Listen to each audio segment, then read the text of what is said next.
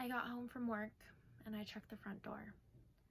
Every morning I put a piece of my hair in the door jamb as I'm closing it. If the hair falls out when I come back, it means no one's opened the door. That's what my life had come to. Anyways, that night, I didn't see the hair fall, but it was dark and I thought maybe I missed it. And the cops had stopped coming so quickly when I'd call, so I went inside, walked in my kitchen, and there was Garrett, waiting like we were a couple, like he lived there too. Did he have a weapon? Not that I could see. And then he came over towards me, wrapped his arms around me, started to lift me. I think in his head I was supposed to wrap my legs around his waist so he could carry me off to the bed or the kitchen table or who knows. And how did you get away from him? I started to kick him, bit his ear. I knew my gun was in my purse, so the second he released me, I just grabbed it. I grabbed it and I aimed it at him, but he didn't seem to care. He just started coming towards me again, so I shot him in the leg. And then he seemed stunned, but it didn't stop him.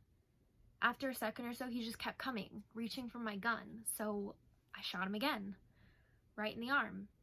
And you could tell, that one hurt. Blood everywhere. He just looked at me like I was crazy and went running for the door. And what made you follow him?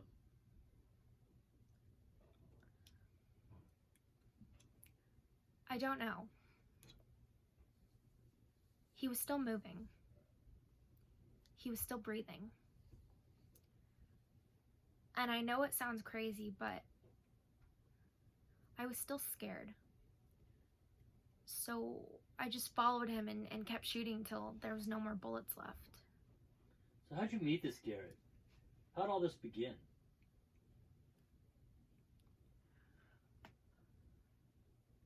We worked in the same building, met on the elevator. We only dated for 2 months. I knew right away something was off. We just didn't click. But when I told him I wasn't feeling it, he took it super hard. And you knew that because? Well, if I'd made plans to meet a friend somewhere, Garrett would be there. He'd just show up, all casual like. He thought it was so funny how we kept bumping into each other. How do you think he knew where you'd be? He's a tech whiz. He owns a company that develops apps. I'm pretty sure he was hacking my phone. So I changed phones. I changed numbers. But he still just kept showing up. It says in the file that you got a restraining order against him. I sure did. I tried to bring criminal stalking charges against him, but the police said that there wasn't enough evidence. He was really smart about covering his tracks. But then they told me I could get a restraining order, so I did. But then he got a restraining order against me. How's that for crazy? We see that a lot with abusers and stalkers.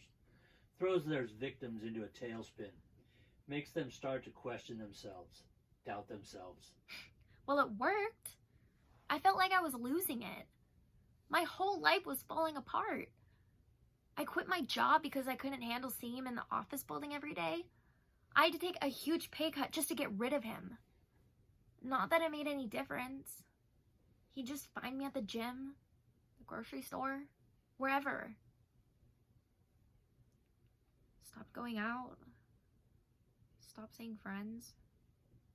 Couldn't sleep. And then he took my dog. He took Zeke. I did see this in the file. I know. The police never really believed me about that. Zeke had gotten out once or twice before, but he always came back. The police thought he probably just got hit by a car. But I know it was Garrett. Because the next time I bumped into him, Garrett said he hoped I was doing okay. How sorry he was. What a good dog Zeke had been. And how did he know? That's when I bought the gun. Hello, My name is Madeline Lyon. I'm 5'7" and I currently reside in Garden Grove, California.